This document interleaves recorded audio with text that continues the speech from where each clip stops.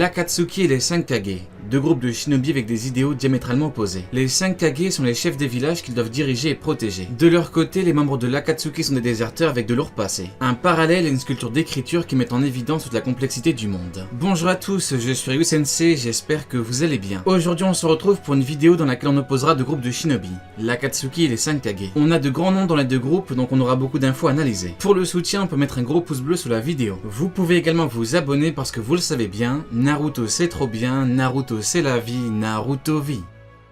Avant de commencer, je vous présente un tout nouveau manga, Undead Unlock, édité chez Kana Édition. Le premier volume vient de sortir et j'ai la chance de pouvoir vous en parler. Ce manga de Yoshifumi Tozuka raconte l'histoire de Fuko et un immortel. Fuko voulait mourir mais cet immortel bien charismatique est apparu devant elle. Tous ceux qui sont en contact avec Fuko ont une énorme poisse mais l'immortel en a besoin. S'ensuit alors une aventure pleine de rebondissements et d'ennemis. C'est l'un des nouveaux bangers du Jump qui annonce du très lourd pour la suite. Après avoir lu le premier tome, je vous assure que le manga est très bon. Les personnages sont attachants, on a du bon combat, une vraie histoire et pas mal d'humour bien placé. Les combats sont d'ailleurs très bien gérés, tout comme l'histoire en général. Le manga a remporté la première place du Tsugini Kuro, la Next Manga Award. Le système de pouvoir est excellent parce qu'on a des malédictions qu'il faut savoir utiliser et contrer. Les personnages sont très bons, les dessins sont très bons et les scènes sont très bonnes. Je vous conseille largement ce manga si vous cherchez une nouveauté avec un gros potentiel. Je pense vraiment qu'on a une pépite, du coup j'ai hâte de voir la suite. Vous verrez que le mangaka est également très bon pour présenter des personnages, ce qui est vraiment un bon plus. Moment épique, moment drôle, moment émotion. Vous retrouverez tout ça dans Undead Unlock, qui est dispo chez Kana Édition. Akatsuki wa tsudotta.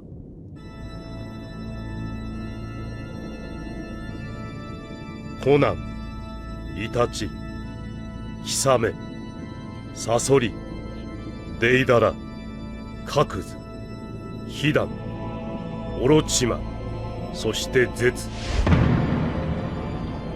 Avant toute chose, il faut nommer les shinobi du combat fictif pour que tout soit clair. On va commencer avec l'Akatsuki. Orochimaru n'est pas dans le combat parce qu'il n'a jamais réellement rejoint le projet. D'ailleurs, il n'a pas hésité à attaquer Itachi. Taka n'est pas de la partie parce que Taka est le groupe de Sasuke. Même s'ils ont pris parti contre Killer Bee, Taka reste avant tout un petit groupe provisoire. On parle plus d'une alliance temporaire que d'un réel recrutement. Juzobiwa n'est pas de la partie pour des raisons évidentes. Au niveau de l'Akatsuki, on aura donc Hidan, Kakuzu, Sasori, Deidara, Itachi, Kisame, Pain-Sikor, Konan, Obito donc Tobi et enfin Zetsu. Pour les Kage, bien évidemment, on ne prendra qu'un seul Kage par village de l'ère Akatsuki. On ne prendra donc pas les Kage les plus puissants de chaque village. Ce qu'il faut savoir sur les Kage, c'est qu'ils représentent la puissance d'un village ninja. Ils sont censés être les shinobi les plus puissants de leur village respectif. Ils sont censés être la grande puissance du monde au niveau des shinobi. On pourrait simplement faire 5 Kage contre l'Akatsuki, mais on ajoute un petit quelque chose. Au niveau de l'Akatsuki, il y a trop de monde, notamment avec 6 corps de Pain, donc on ajoute un homme en lien avec les Kage, du côté des Kage. Pour les Kage, il y aura donc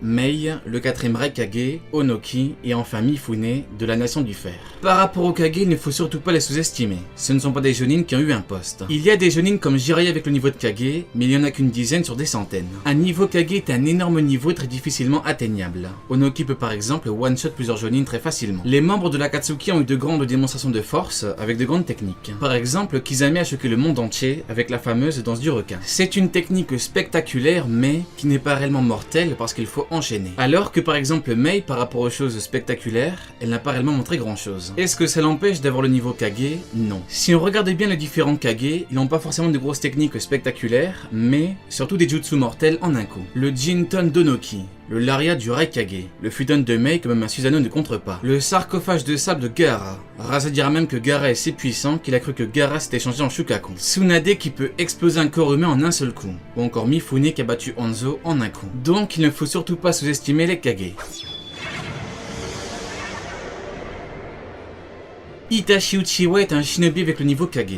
Il n'a pas une grande endurance par rapport à sa maladie, mais il n'empêche qu'il a le niveau. Les 6 corps de Pain c'est niveau Kage parce qu'on l'a vu contre Naruto Modernite. Obito Uchiwa a également le niveau de Kage, même si je prends Obito pré-grand conflit. Hidan n'aurait pas de grandes chances contre un niveau Kage confirmé. Il a de grosses techniques, mais comme l'a dit Kakuzu, il a un petit cerveau. Konan est très puissante. Elle a un très bon ninjutsu et une très grosse technique sacrificielle. Par contre, on l'a bien vu contre Jiraiya. Pain lui a clairement dit de s'écarter. Conan n'a pas le niveau de Kage contrairement à Jiraiya. Sasori a battu le Kazekage le plus puissant qui n'ait jamais existé à l'époque. Il a donc d'office le niveau de Kage, c'est indéniable. Kakuzu. Alors lui, beaucoup pensent qu'il a le niveau de Kage grâce au combat contre Hashirama. Malheureusement, il n'a pas été mention d'un combat très dur à mener pour Hashirama. En fait, Kakuzu n'a pas réellement le niveau de Kage, même s'il reste très puissant. Deidara a montré une bonne maîtrise du Bakuten contre Gaara, mais il l'a capturé parce qu'il devait protéger le village. Dans un combat pur, Gaara ne devrait pas protéger un village. Sasuke 3 Tomoe a réussi à battre Deidara. Imaginez Sasuke, Mangekyo, Sharingan. Et enfin, Zetsu n'a bien évidemment pas le niveau de Kage. On va maintenant déterminer les versus, parce que même en cas de mêlée générale, il faut des versus. Pour que ce soit équilibré, on fait combattre des shinobi avec un niveau global plus ou moins équivalent. On aura donc Gaara contre Deidara, Mifune contre Hidan et Kakuzu, Mei contre Conan et Zetsu, Tsunade contre Sasori et Kisame, et enfin le Raikage et Onoki contre Pain, Itachi et Tobi. Des versus peuvent paraître compliqués, mais il faut bien placer tout le monde. Ah? Samurai tachi wa sagatteiru. Kore wa shinobi no sekai no gota-gota da. Anta tachi samurai ga gisei ni naru koto wa nai. On démarre donc avec Gaara contre Deidara. J'en ai déjà un peu parlé, ce combat a déjà eu lieu. En fait, Gaara aurait pu battre Deidara sans la protection du village. Par ailleurs, Gaara a montré un gros niveau. On a pu voir ça contre Rasa et Gengetsu. Deidara peut attaquer à distance, mais Gaara aussi. Gaara a un niveau Kage confirmé que Deidara n'a pas, mais Deidara peut gagner. Le problème pour Deidara, c'est que Gaara a plus de chances de gagner.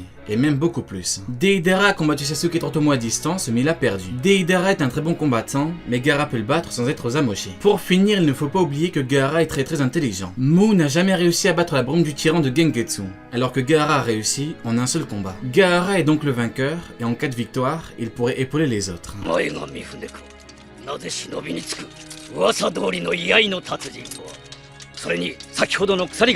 Mifune le samouraï légendaire contre le duo des immortels. Mifune est épéiste comme Hidan. Les deux styles sont différents, mais ils sont liés. Mifune découpe en un coup, Hidan tue en un coup. Par contre, par rapport au niveau global, Mifune est avantagé. En termes de statistiques, Hidan a 31,5, 3,5 en vitesse et 3 en intelligence. Mifune n'aurait pas de grand mal à battre Hidan plus ou moins rapidement. Il est certes immortel, cependant, Mifune peut le trancher comme bon lui semble. Mifune a une très grande vitesse qui est difficilement contrable. On se rappelle du combat contre Hanzo, sa vitesse d'exécution est fulgurante. Je pense qu'Hidan sera rapidement éliminé par Mifune, tout comme l'a fait Azuma en lui découpant la tête. Sauf que Mifune découperait plus que la tête et irait combattre Kakuzu. Hidan ne perdrait pas la vie, mais il serait out pour le combat. Ses techniques sont lentes alors que Mifune a une très grande vitesse, une énorme vitesse. D'ailleurs, Mifune est l'une des personnes les plus rapides du monde, et il a le coup d'épée le plus rapide du monde. Mifune sera alors contre Kakuzu qui est un bien meilleur combattant. En termes de niveau global, Mifune le surpasse, c'est une certitude. Il a battu Danzo qui a battu les jeunes Tsunade, Jiraiya et Orochimaru en même temps.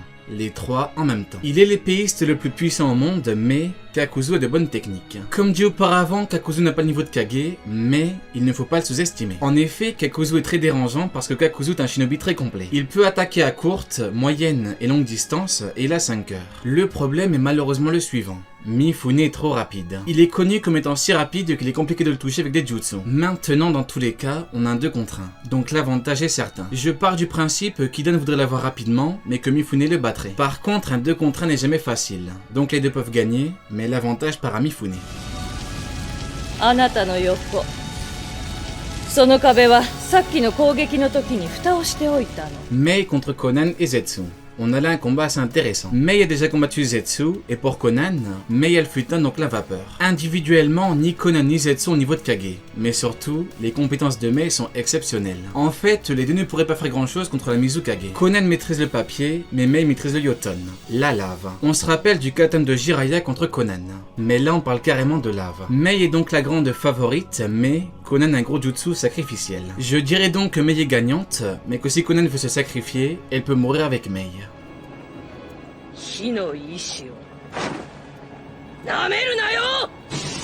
Là on a un combat bien compliqué. Tsunade contre Sasori et Kisame. Sasori a battu le 3ème Kazekage et son Kage Genkai. De son côté, Kisame est un épéiste de la brume. Ce qu'il faut se dire, c'est qu'individuellement, Tsunade est la plus puissante des trois. Par contre, là on parle d'un 2 contre 1 avec de très gros niveaux. Sasori et Kisame ont de grandes techniques qui peuvent faire mal à Tsunade. Par contre, Tsunade a le Byakugo, la plus puissante technique médicale. Avec cette technique, elle a une régénération instantanée, attaque mortelle comprise. Donc en fait, elle ne risque presque rien. Le problème se trouve ici. Sasori a du poison, mais Tsunade connaît parfaitement le sujet et elle se régénère. Le cœur de Sasori doit être détruit et Tsunade peut le détruire. En fait, si elle touche Kisame ou Sasori, elle détruit leur corps. Elle les annihile. Il suffit de voir le résultat contre Madara. Madara et son Susanoo. Donc elle peut les battre en un seul coup et elle se régénère instantanément. Quand Madara l'a transpercée, la blessure s'est immédiatement refermée.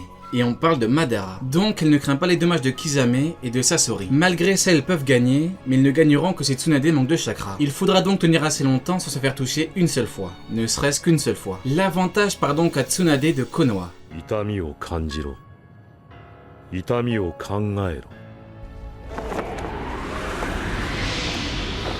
Et enfin le choc des titans. Pain le chef de l'Akatsuki, Itachi le génie et Tobie et Obito. Contre eux on a Ai Onoki, l'homme le plus rapide au monde et l'homme au Jinton. Si l'Akatsuki combat les Kage, ce combat doit avoir lieu. Tout d'abord, soyons clairs, le combat est bien trop compliqué pour les Kage. On a 8 contre 2 et au niveau individuel on a du très haut niveau. Même si les Kage sont très puissants, ils n'ont pas de grandes chances de gagner. Dans ces conditions, le côté Akatsuki remporte donc le combat. Par contre, le réel problème c'est Itachi par rapport à son statut. Il est avec l'Akatsuki, mais il veut protéger Konoha et Sasuke. Donc en cas de vrai combat, ce n'est pas sûr qu'il combatte les Kage.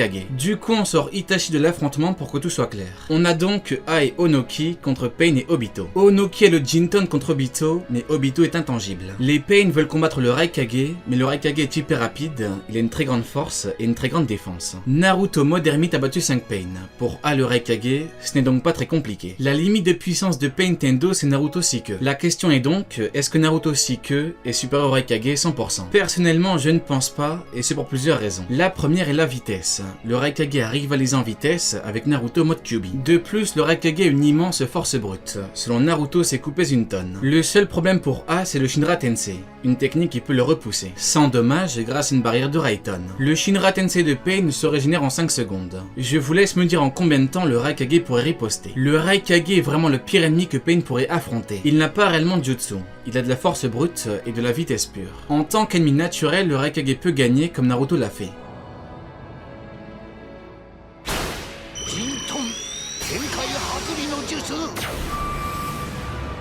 Il ne reste donc que Kobito contre Onoki. Le Kamui est une technique cheatée, mais il faut que Kobito puisse avoir Onoki. Le problème d'Onoki, c'est qu'il est vieux, et Kobito peut en profiter. Donc Kobito peut être avantagé à ce niveau-là, mais en termes de puissance globale, Onoki est un monstre. De plus, l'intangibilité n'est pas sans faille. Ce combat est donc très compliqué. Les deux peuvent gagner le combat, surtout qu'Onoki est vieux. L'autre problème pour Obito, c'est que les renforts peuvent venir n'importe quand. En effet, les Kage qui ont gagné peuvent venir n'importe quand. D'ailleurs, il faut prendre Obito en vitesse, et avec les Kage, on a justement le Raikage, l'homme le plus rapide au monde. En conclusion, les deux camps peuvent l'emporter, mais forcément au prix de beaucoup de vie. Par contre, force est de constater que l'on a un avantage pour les Kage. Par ailleurs, on a écarté Itachi, mais si on l'ajoute, tout peut changer. J'ai voulu être le plus cohérent possible par rapport à l'œuvre de monsieur Masashi Kishimoto. Allez, Diane, tu n'auras pas regardé meuf de pour rien.